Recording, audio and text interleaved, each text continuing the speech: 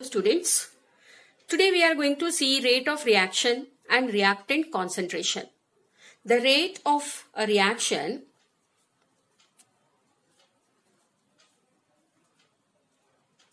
at a given temperature for a given time instant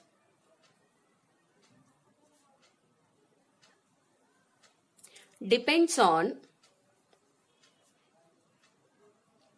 the concentration of the reactant. Such rate concentration relation is called rate law. So what is rate law, students? The rate of a reaction at a given temperature for a given time instant depends on the concentration of the reactant, and such relation between the concentration of the reactant and that of the time instant, that is called as rate law. To understand this rate law better, let us consider a equation or a general reaction. Say for example, A plus B goes to C plus D. Here, the small a, b, c, d, they represent the stoichiometric coefficients, which represents the number of moles which are in a balanced chemical equation. Now students, the rate of a reaction at a given time is proportional to the active mass or the molar concentration of that particular reactant at that time raised to their powers. This is what you know according to law of mass action. Therefore, rate of reaction is directly proportional to the active mass of A and the active mass of B at that instant raised to their stoichiometric coefficients. So students, here I will be writing the stoichiometric coefficients as X and Y. Now I will remove this proportionality sign by a constant. So I will write this as rate is equal to K, active mass of A raised to X, active mass of B raised to Y. Now this particular equation, that is rate is equal to K active masses of the reactants raised to their stoichiometric coefficients, this is called differential rate law.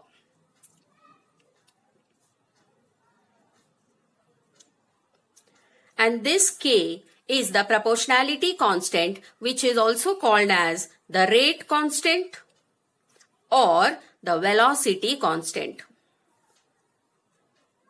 Very, very important to mark that this velocity constant, it is independent of, so this K is independent of concentration, but it varies with temperature. What it means, student? It depends upon temperature, but it is independent of the concentration. So this is what is the differential rate law. Now let us see what those X and Y exponential powers, what it indicates. So let us consider the first situation and understand what is the actual meaning of this. The power X and Y, what I have raised here in the differential rate law, may or may not be equal to A and B, because those stoichiometric coefficients are not necessarily affecting the rate what are raised here. So let us see the first situation, student. If I say that X is equal to Y is equal to 1, means both the raised powers, they are equal to 1, then rate is equal to K active mass of A and active mass of B. Now this equation implies that the rate of the reaction depends linearly on the concentration of A and B. If either of the concentration of A or B is doubled, then let us see what happens. So if I say the concentration of A, if it is doubled, then what will happen, student? For the same raised power 1, then rate will also get doubled. Let us see how. This will become 2 times A, that of B. So this rate will get doubled.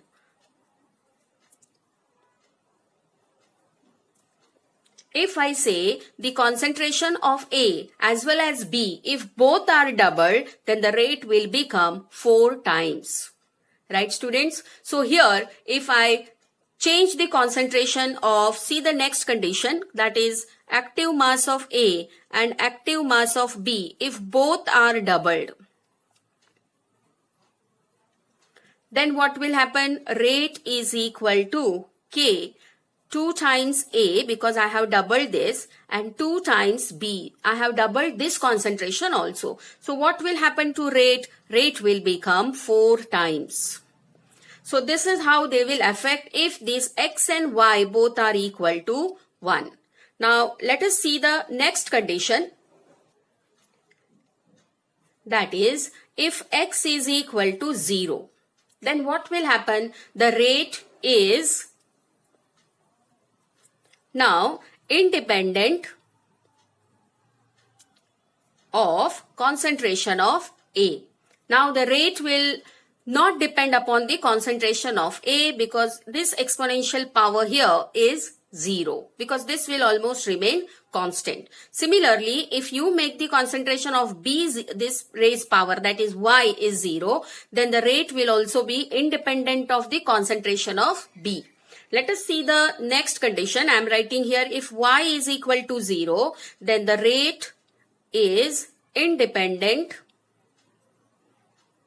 of concentration of B. So let us see the third condition, student. This is very important. If X is less than 0, means if X becomes a negative number, then the rate will decrease as concentration of A increases. Same will be applicable for if Y becomes less than 0, then rate will decrease as the concentration of B will increase. So this is all about the rate of a reaction and reactant concentration. Now let us discuss something which is very important, that how I will define this rate constant. For that, let us consider this differential rate law equation. So students, you know that rate is equal to K, active mass of A and active mass of B. That's what we have taken for the reaction. Now, if I say active mass of A is equal to active mass of B is equal to 1 molar, means both the concentrations, if I have considered this as 1 molar, then what will happen to this equation is rate is equal to K. Now, how I will define this velocity constant or rate constant is that it is defined as, now how you will define this, it is the rate of a reaction when all the concentration terms involved is equal to 1 or unity. So how I will define this? Rate constant, how I will define this, student? So rate constant can be defined as it is the rate of a reaction when all the concentration terms involved is equal to 1 or they are at unity. So this is about the rate of reaction and reactant concentration. I hope you understood what actually is differential rate law and how we write the expression. So please do like this video and don't forget to subscribe my channel. Thank you, students.